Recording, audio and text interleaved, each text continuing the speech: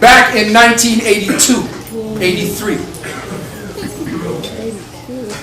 This ain't new. Everybody on YouTube just seeing me for the first time, they think that I just popped on the scene. I got gray hairs, my back is hurting.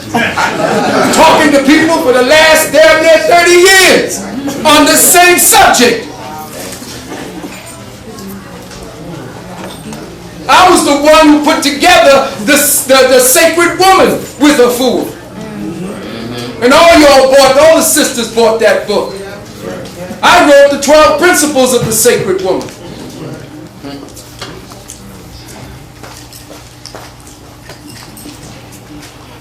We put together programs that help literally tens of thousands of people to heal themselves.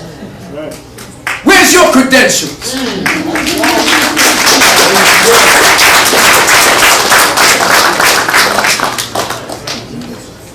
This is history here, and we were making it, not talking about it. Right.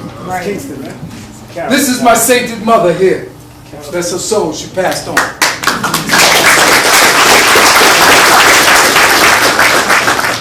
And usually when you see the people lined up for the pictures, it's because they couldn't wait around. Usually there's like 30 or 40 more, 50 more people that left. We did this continuously. Constantly teaching. Constantly giving the people the help and you have not seen it until a woman sitting on a toilet passes a fibroid tube.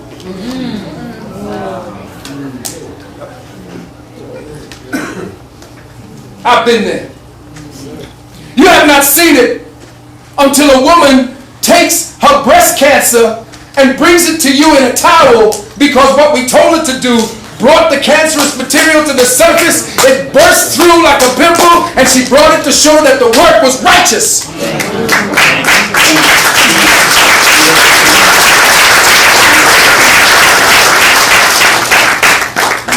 You have not heard it yet when 35 women offered to have me as the godfather of their children because these 35 women were told by doctors that they could not conceive.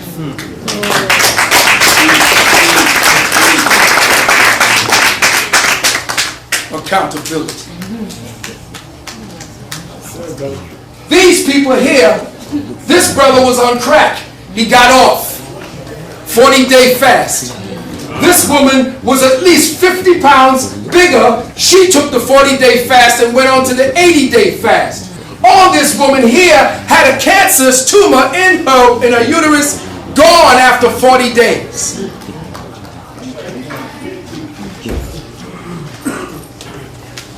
And I walked and sat at the feet of the masters.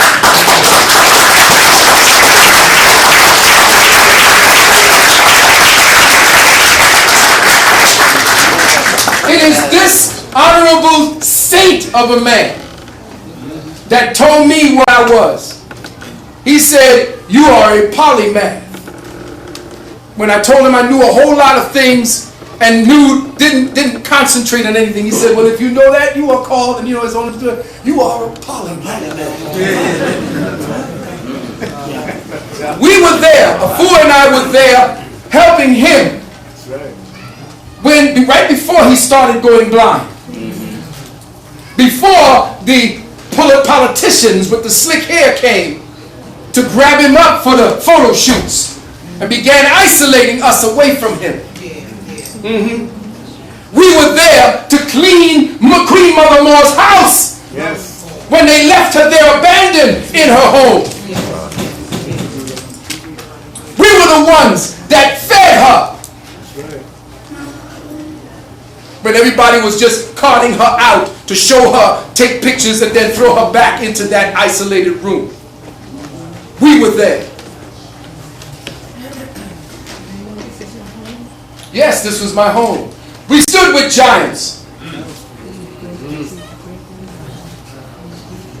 One of the most powerful brothers, Neely Fuller. This was at the gathering of the masters too. And this brother here, Brother Kevin Jackson, you need to get to know him because he went bankrupt doing Gathering of the Masters too, to put it on. And nobody down here came. As soon as they found out who was going to be at that hotel, Reverend T.D. Snakes, 1 week after that, booked another hotel right before it.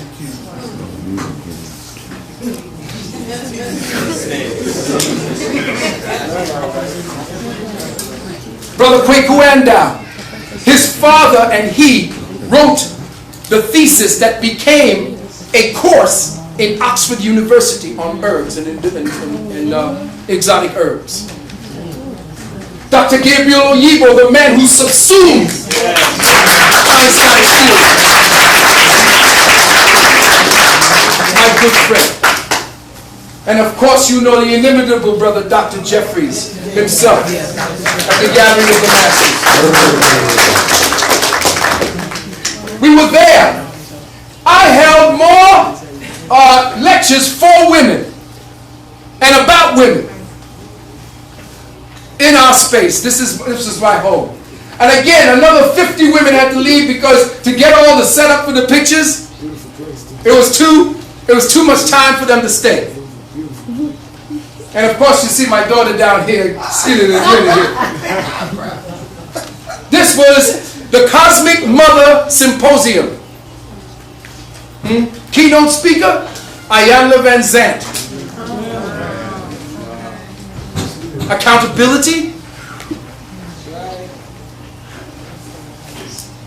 And I had to go dig up in the pictures I had. Most of my pictures are up here in New York.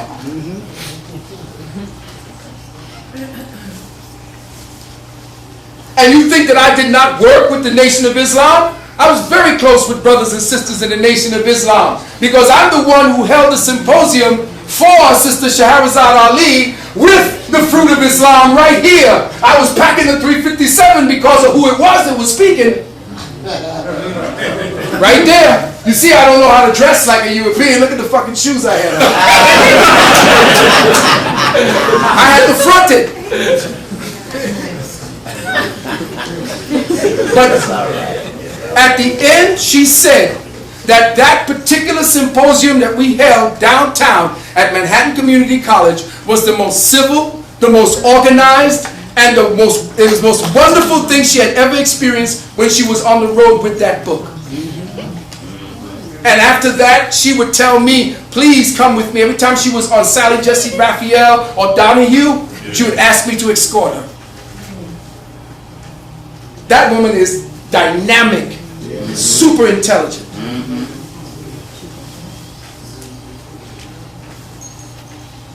Now this is a typical gathering of the masters, and I want you to watch with Bobby Hemmett.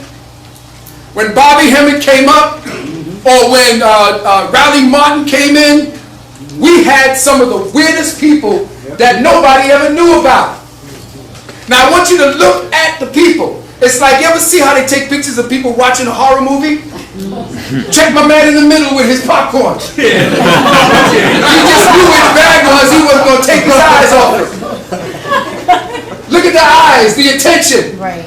And you know my house, it went, and Mookie was here, Adam was there, it went out into the backyard. We had to put monitors there. It was in the front of the streets. Cars would be double parked for 3 blocks. The police would have to come to find out what's going on here. Church. We would start at 3 in the afternoon and end at 7 in the morning. Gathering of the Masters for the 7 years was the most potent place for the acceleration and the amplification of consciousness in Brooklyn at that time.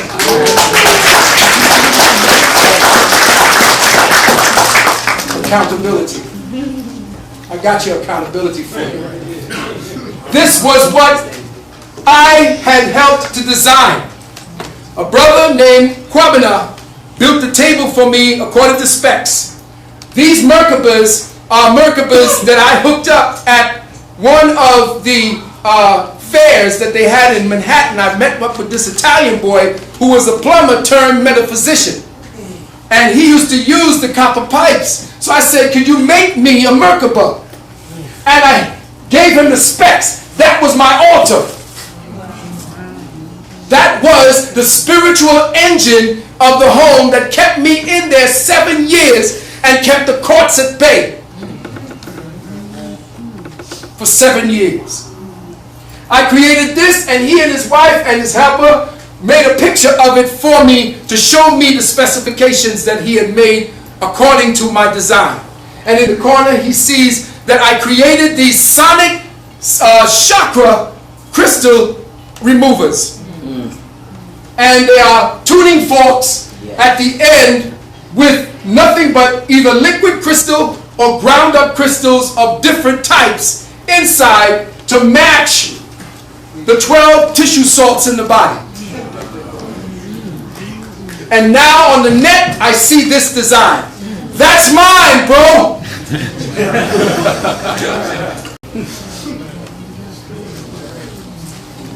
And here we are during the Agnihotra ceremony, when we would burn the Agnihotra doing ritual. Oh yeah, hell yeah, we did ritual.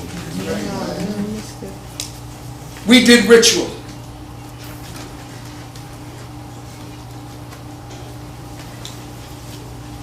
Yes, and when we burnt the fire, brother told me, he said, listen, I want to come take pictures of the fire because every time you chanted, something happened to the fire. And I want to stop frame this to see if my eyes were looking at what I thought I was seeing. So he came with his camera, and when I was doing the chants, this nature stepped out of the flame. And he froze it, sitting down with the crown of Kemet. That ain't camera tricks. It ain't airbrushed. And that's in the middle of the living room. Fire that high, reaching the ceiling.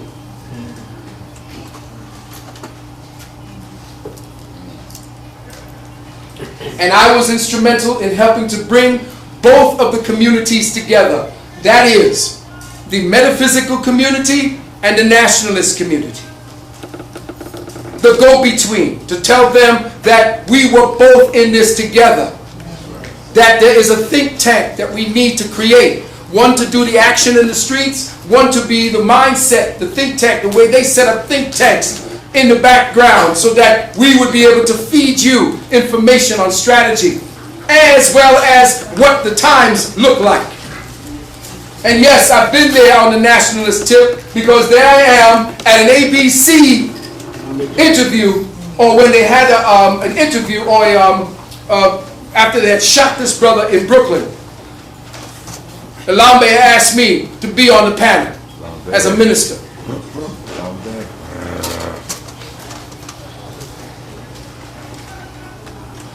And yes, I am Amor. You can hate me if you want, but I ain't one of your own first more. I'm not playing it out there like more.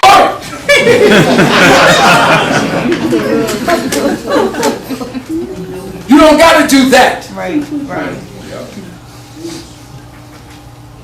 I went up there. I was invited by the council to come up there as a special guest to be nationalized. Why? Because I wasn't accountable?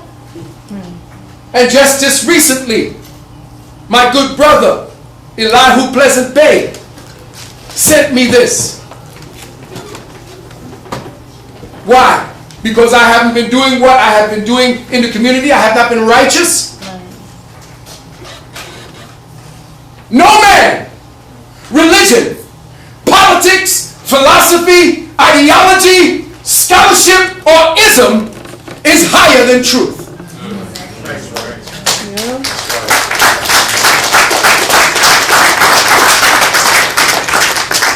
And I don't care what you wear, what you call yourself, if you do not live by those creeds,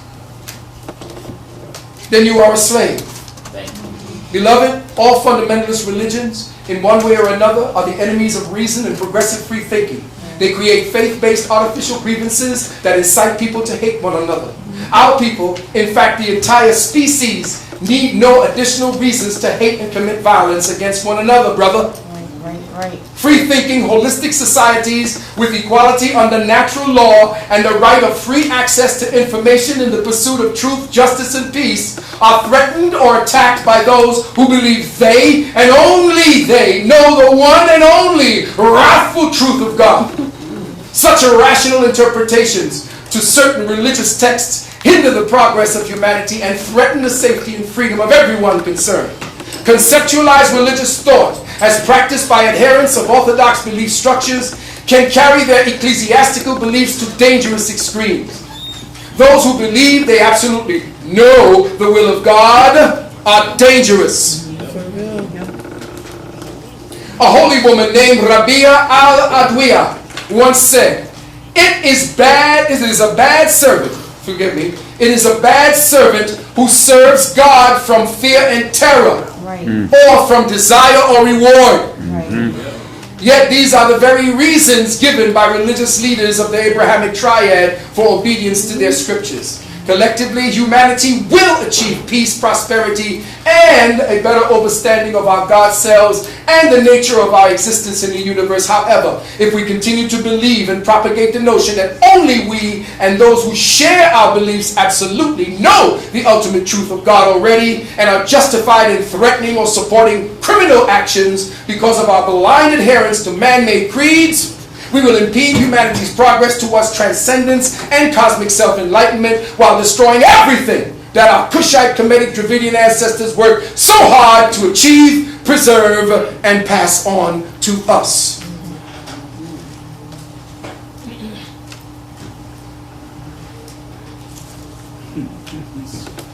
Know this, brothers and sisters. No man, religion, politics, philosophy, ideology, scholarship, or ism is higher than truth. I don't care what you call yourself. Truth is higher than anything that you could make. And the pursuit of truth is what it is everything. If you do not pursue truth, then you are pursuing the lie.